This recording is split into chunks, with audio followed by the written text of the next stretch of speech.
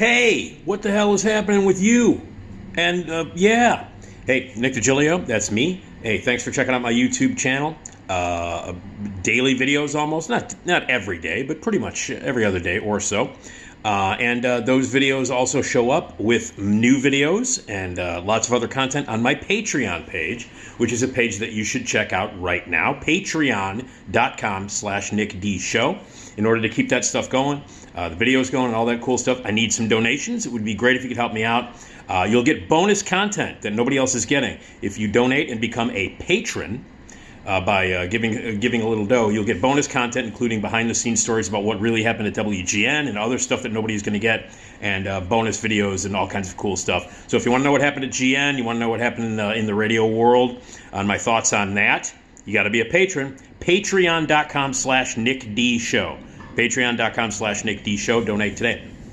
Check out my podcast every Tuesday and Friday. Brand new episodes every Tuesday and Friday. Radio Misfits Podcast Network. That is the Nick D Podcast. Okay.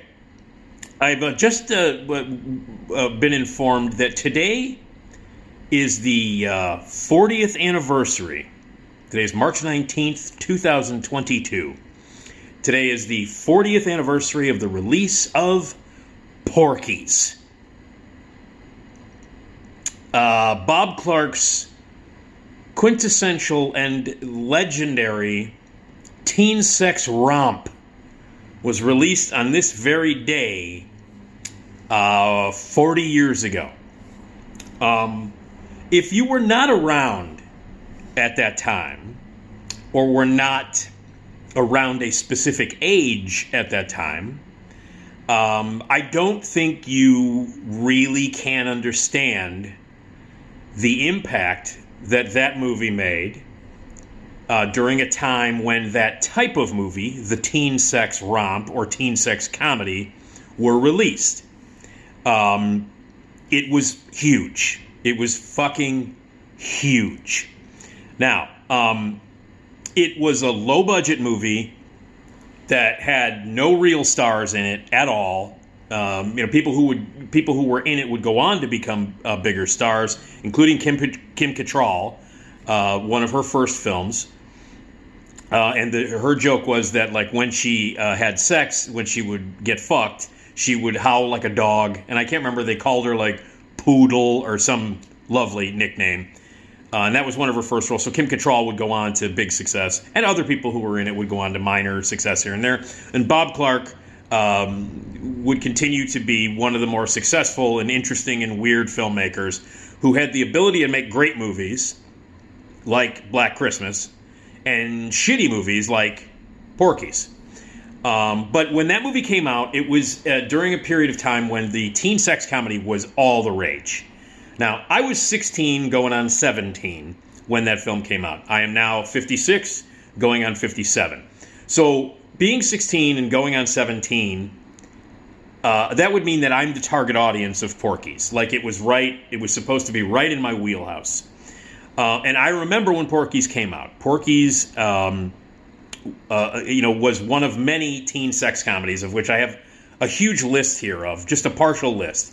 You have to understand, and I've said this before, my teenage years, I was in high school between 1979 and 1983. And between 1979 and 1983, every weekend, every Friday when new movies opened up, and lots of movies opened up on Fridays, 5, 6, 7, between like 5 and 10 movies would open up pretty much every weekend. Every Friday, I would get the newspaper, and I would go right to the movie section. I would look at all the ads. The movie sections were like 15 pages long back in those days. You would get your newspaper, I would at least, because I was a movie geek. Get the newspaper every Friday morning and just go through it page by page, check out where movies were playing, check out individual theaters and what movies they were showing, and all the big ads. Check out the movie reviews by Siskel and by Ebert, Siskel in the Tribune, Ebert in the Sun-Times. And this was a Friday ritual for me. And during that time period, between 1979 and 1983, I've often said this, there were 3 types of movies that came out constantly during that time period. They were the slasher movie, the Halloween ripoff slasher movie. So every weekend, there was a slasher movie that was named after like a holiday or an event, or so we had like a ton of them. And I'll do a separate video just on the teen horror slasher genre, which became popular after Halloween. And then, all of the countless ripoffs of Halloween, including Friday the 13th, which is still a shitty movie series that is basically just a shitty ripoff of Halloween. But so like every weekend there was a teen slasher horror movie. The second type of movie was the teen sex romp or teen sex comedy, of which I'm talking about now, including Porky's and others. And the third type of movie, seemingly, was Cheech and Chong. There was like a Cheech and Chong movie every month. In between 79 and 83. It just seemed like Cheech and Chong made movies every 3 weeks and released them. And all three of those genres, those were the biggest, most popular genres among people my age. Like, people my age, my friends, people that I went to high school with. If you were a teenager, those were the three kinds of movies that you had to choose from every weekend, and they were huge. There were dozens of them, dozens and dozens and dozens of them. Every weekend, a new fucking slasher movie, a new teen sex titty movie, a new Cheech and Chong movie. And of course I saw every one of those three genres because I saw every movie ever. So Porky's is the release of Porky's 40th anniversary, which just makes me feel like I'm ancient. But yes, today is the day that Porky's was unleashed upon the world, and the world would never be the same. Now, there had been some teen sex comedies that came out before Porky's, so it wasn't the first or the original teen sex comedy, but it was certainly the most successful up until that point. And I think maybe if you look at budget to, how much money the movie made, if you look at that, certainly the most successful in that regard. So Porky's, landmark teen sex comedy of all time. I mean, if you were to actually go back and go, okay, what's the quintessential teen sex comedy? If I were to point out one teen sex romp to give you as an example, Porky's would be the one that you would go to. Bunch of teenagers, there's all kinds of crazy shit that happens. They go to a redneck bar called Porky's, they get embarrassed, and then they seek revenge.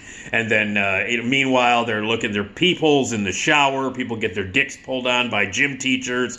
There's a scene where they sit in a room and laugh. Every character in the movie, every character in the room starts laughing, and that means the audience is going to laugh. So there it is. It's all tits, ass, sex, comedy. Oh, you fuck her, she barks like a dog. All this other, oh, there's a peephole, let's look at titties. All this stupid shit that you could cram into these stupid, hey, let's party, let's look at tits, teen sex comedies. Porky's is full of that stuff. And it had 3 sequels, all of which made money, even though they all sucked. But they all made money. Porky's 2 came out, I think, 8 months later. Because the turnaround on these movies, the slasher movies, the teen sex movies, if they made money, they would throw another one out in 6 months.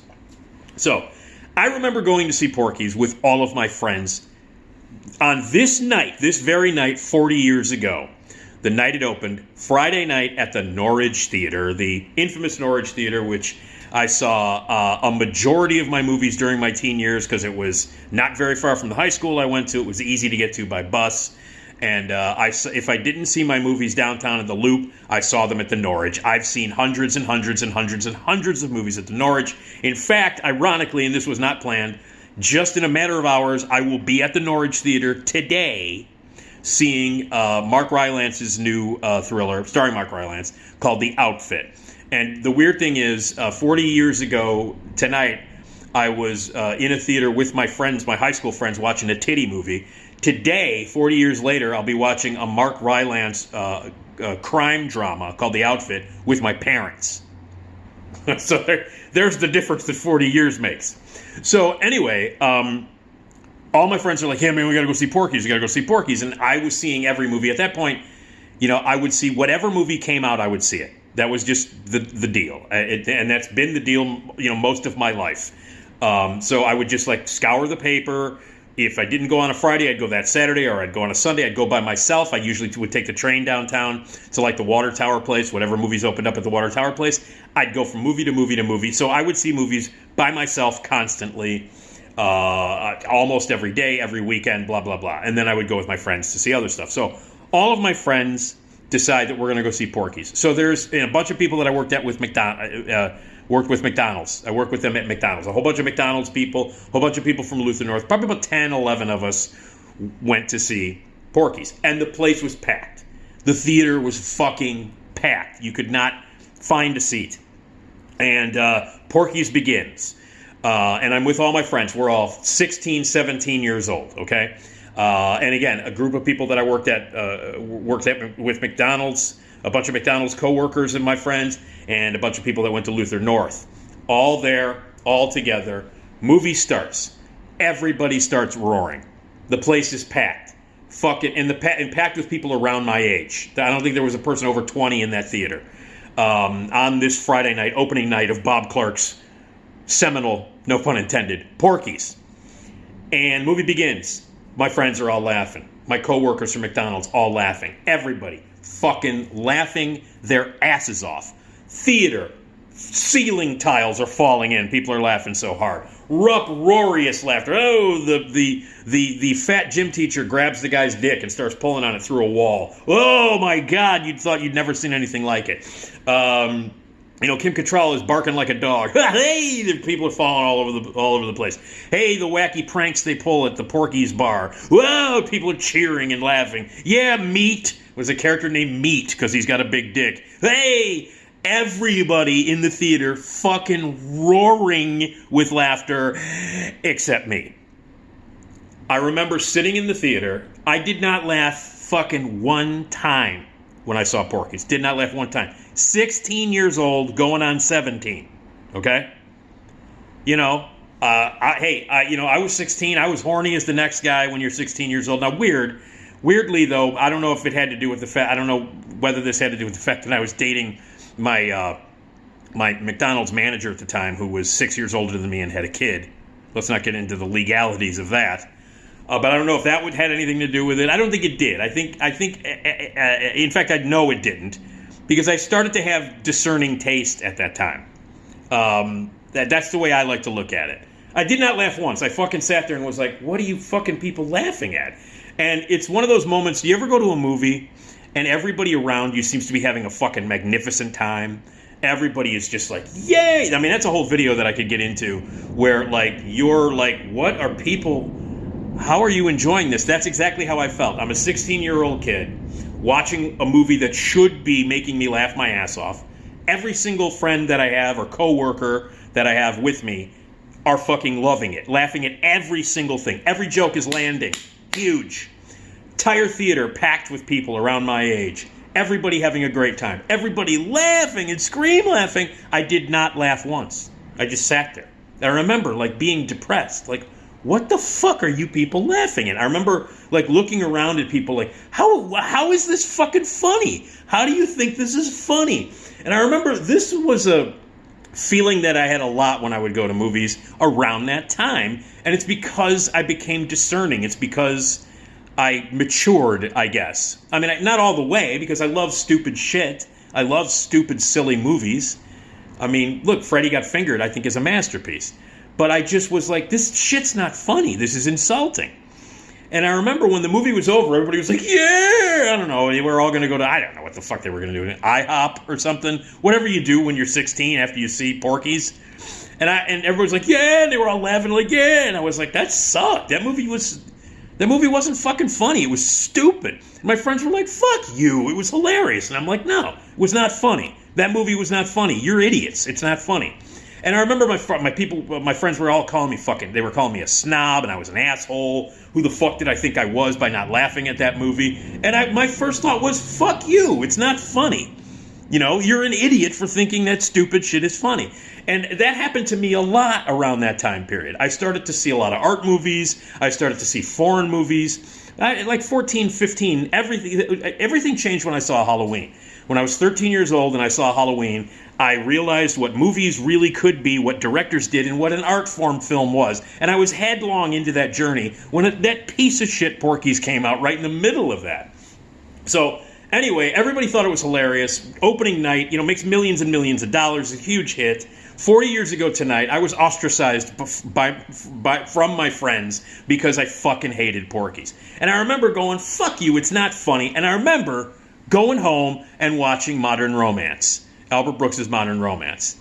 I went home and I watched it. I had a VHS copy of it. I think I taped it off of Spectrum or cable or whatever the fuck we had at that time. And I remember going home to get the taste of Porky's out of my mouth because it's so fucking stupid and not funny. I went home and watched Albert Brooks's Modern Romance. And I was like, I needed to, which was a movie that came out about a year earlier. Almost to the day, I think, a year earlier, Modern Romance came out. 6 people saw that. I went to see that one by myself, at the Norwich, if I'm not mistaken. No, I think I went with my friend Scott Fricky. I think my friend Scott Fricky went with me to see that. And we both loved it and thought it was great. Scott Fricky, by the way, Scott, I know you watch these videos. I don't think Scott was there at the night I went to see Porky's. I think Scott might have gone, fuck you, I'm not going to see that shit, because he knew better. But anyway, so I just remember feeling like, okay, I'm not with these people anymore. I don't know if I can go to movies with these people anymore. I liked them. They were my friends. I saw them at school. Some of the other McDonald's people, I work with them all the time. Partied with them and hung out with them. And in some cases slept with a much older manager. But anyway, so I just remember feeling like, okay, I can't do this anymore. I just can't. And so everybody in that theater had a great time. I did not. I thought it sucked. I was, at that time, and I'm not kidding, I was obsessed with this movie called Shoot the Moon, okay, which I've talked about before. Shoot the Moon is one of my favorite films ever made, one of my favorite movies of all time.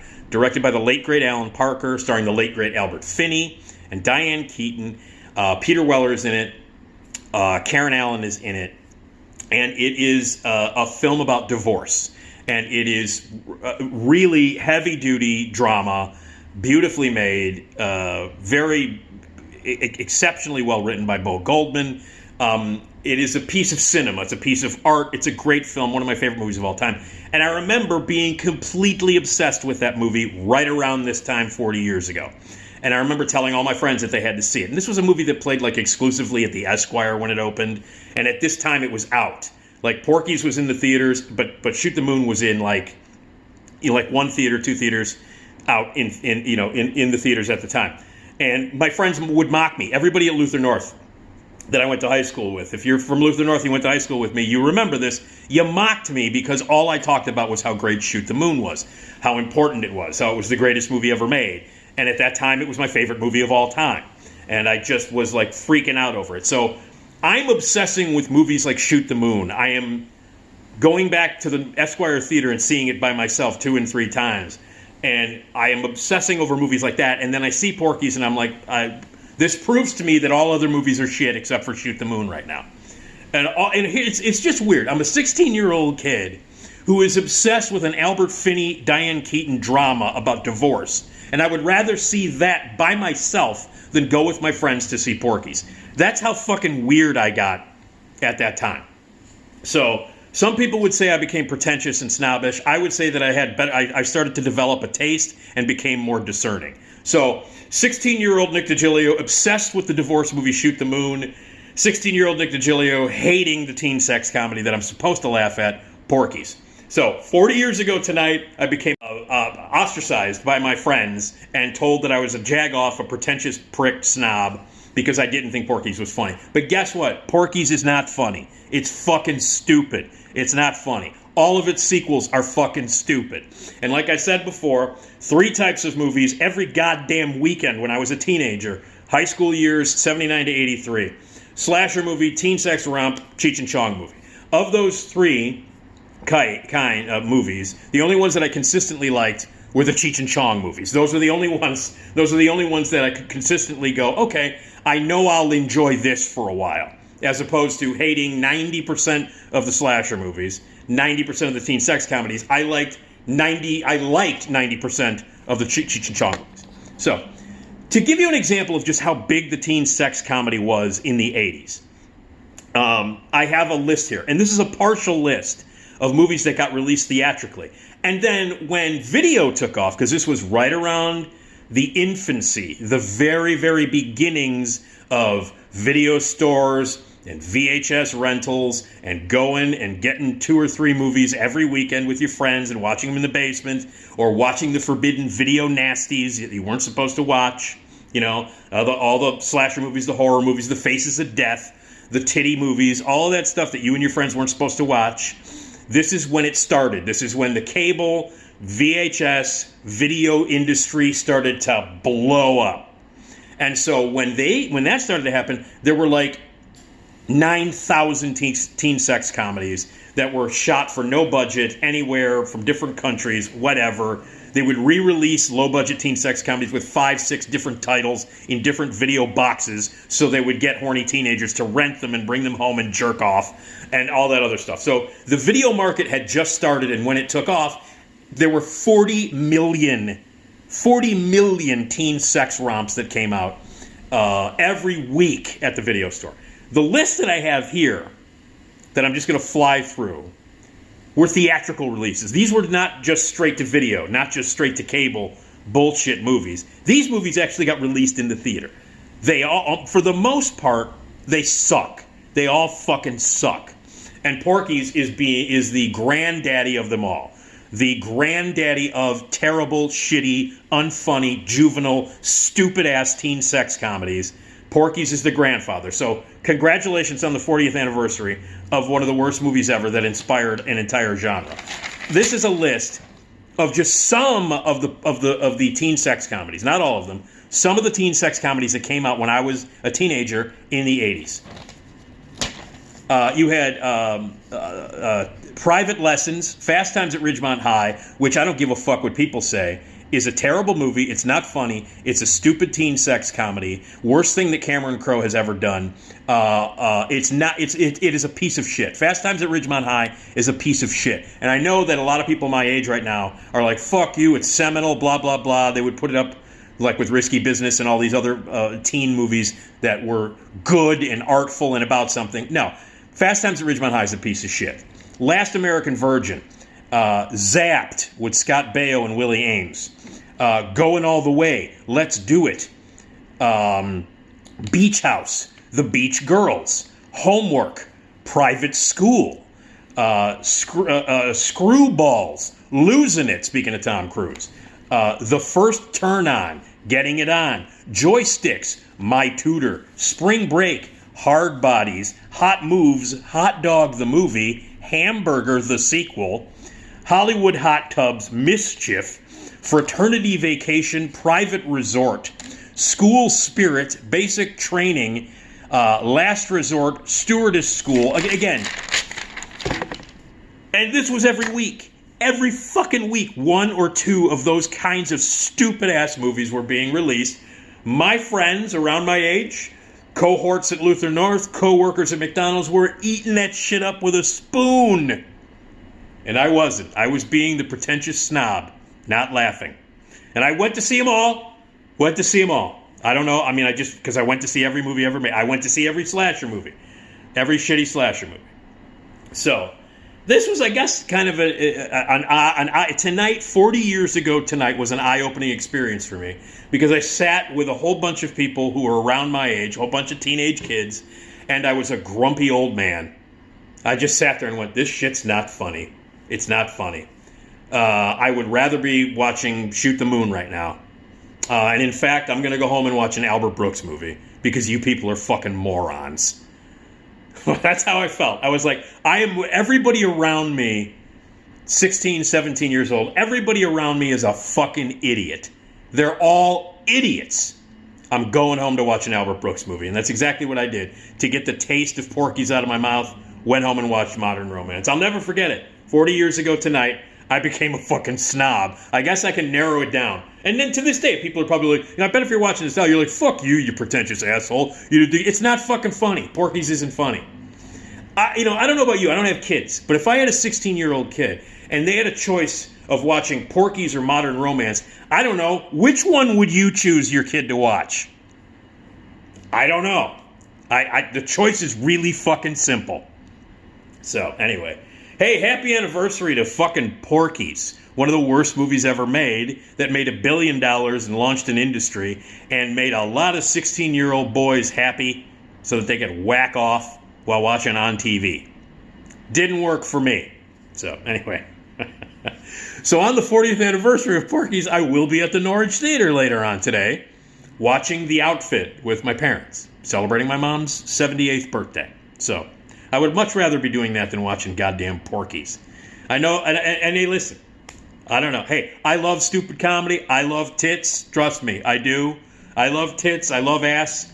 All of the stuff that's in those movies, I don't have a problem with. I like to laugh. I like stupid humor. Look, Jerry Lewis, I think I could watch a Jerry Lewis movie right now and laugh my balls off at it. I love the Three Stooges. I love dumb humor. I love tits. I love ass. I think it's great. That whole genre led by Porky's, not good, not funny. And I didn't think so when I was 16. So anyway.